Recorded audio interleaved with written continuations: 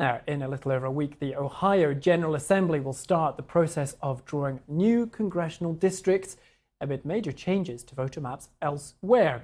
At stake, Ohio's 15 members in the U.S. House of Representatives, which right now break down to 10 Republicans and 5 Democrats. Now, redistricting has become a political hot topic recently, with Texas and California holding special legislative sessions to change their maps.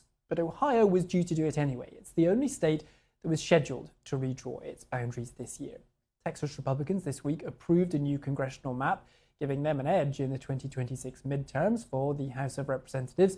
In response, California's Democratic Governor Gavin Newsom signed legislation for a special election on redrawn maps that would favor the Democrats. So what, if any, impact will these developments in Texas and California have on the process in Ohio? Joining us live now is Danny Isaacsohn, Democratic Ohio State Representative and Minority Leader. Danny, good to see you. What does this mean then for Ohio? Are people in Ohio watching how this is playing out in Texas and California? This is fundamental for people in Ohio because what is at stake in Texas, California, Ohio is at the very basis of our democracy, which is that voters should get to choose their elected officials and not the other way around. Republicans know that they have unpopular policies, and so they're worried about losing next November. And so instead of trying to win on the issues, they're trying to rig the maps. And so we are going to fight very hard here in Ohio so that they cannot steal even more congressional districts from the people. Well, with the greatest respect, you say Republicans are trying to steal the votes. California has now gone and done exactly the same thing. We teach our children 2 wrongs don't make a right. Now, I know Ohio was scheduled to do this anyway, but did it have to?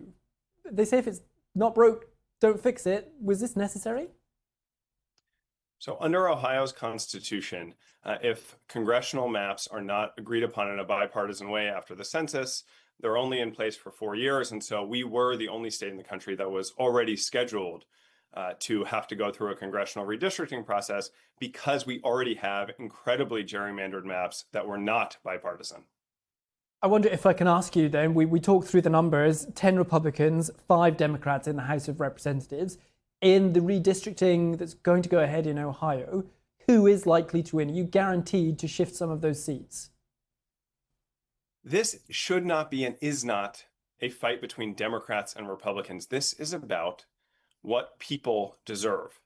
And people in democracies all over the world deserve to get to vote for who their representatives are. And that's certainly what the people of Ohio have chosen at the ballot box and in constitutional amendments over and over again. And so they deserve a fair map. They deserve a congressional delegation that represents the people of Ohio.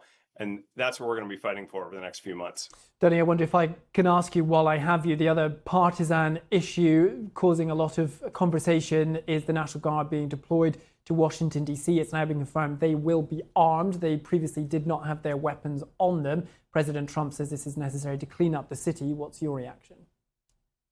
Well, this is part of the same issue here in Ohio because our governor sent our servicemen and women to Washington, D.C.